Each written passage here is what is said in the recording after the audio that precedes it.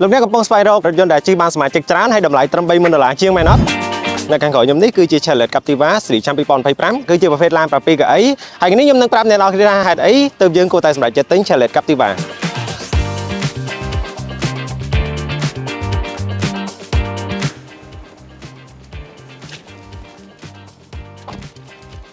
អ្វីដែលខ្ញុំចាប់អារម្មណ៍ខ្លាំងជាងគេទៅលើ Chevrolet Captiva 2025នេះគឺទៅលើការកែប្រែរូបរាងថ្មីហើយក៏ដូចជាផ្នែកខាងក្នុងគឺបំពាក់មកនៅ interior ថ្មីសុទ្ធតែម្ដងអ្វីដែលសំខាន់គឺអេក្រង់កណ្ដាលនេះគឺយើងភ្ជាប់ជាមួយនឹងអេក្រង់បែប digital បាទមានទំហំរហូតដល់ 10.4 អ៊ីងហើយយើងអាចមើលទៅលើ Apple CarPlay ក៏ដូចជា Android Auto បានហើយលើសពីនេះទៅទៀតគឺយើងអាច check ទៅលើកាមេរ៉ា360បានផងដែរ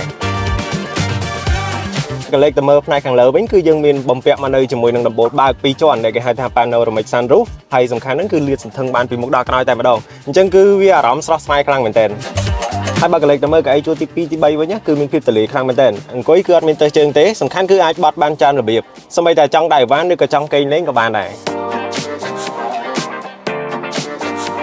ហើយអ្វីដែលទទួលបានការចាប់អារម្មណ៍ខ្លាំងនៅពេលដែលឡានបើកកៅអីនេះមកដល់កម្ពុជាដំបូងនោះគឺទៅលើរូបរាងផ្នែកខាងក្រៅឃើញថាស្អាតប្លែកខ្លាំងមែនទែនដែលយើងមើលមកផ្លែទៅគឺលក្ខណៈថា SUV កាត់ស្ពណ៌ណាអ្វីដែលកាន់តែពិសេសនោះគឺទៅលើកាងកបោនៅផ្នែកខាងក្រោមនេះបាទគឺស្អាតខ្លាំងមែនទែនហើយមើលទៅគឺបន្ថែមរូបរាងកាន់តែកាចទៀតផងអមជាមួយនឹងប៉ាណាភ្លោះក៏ដូចជាយើងមានជាមួយនឹងចង្គីគុជ LED អាចបិទបើកអូតូក៏ដូចជាតម្លាក់ត្រឡងប៉ាកូដបាន4របៀបនិងយ៉ាន់កង់ទំហំ18អ៊ីងដែលអាចមានជាមួយនឹង sensor វ៉ាត់សពីតកង់ TPMS កង់ទាំង4គ្រាប់តែម្ដងហើយមកមើលការ design ផ្នែកខាងក្រោយវិញគឺកាន់តែអែហ្មងដោយយើងបានភ្ជាប់ជាមួយនឹងប្រភេទ stop ខាងក្រោយ LED ក៏ដូចជាសញ្ញោបដិញហើយនៅផ្នែកខាងក្រោមនេះគឺយើងមាន sensor ចំនួន4គ្រាប់ក៏ដូចជាការ design បែបស៊ីម៉ាំងភ្លោះដែលមើលទៅគឺស្អាតខ្លាំងមែនទែនហើយទាក់ទាញខ្លាំងសម្រាប់ Chevrolet Captiva 2025នេះ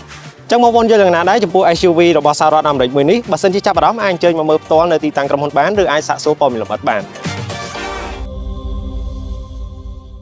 នាំចូលនិងចែកចាយផ្ដាច់មុខដោយ TH Group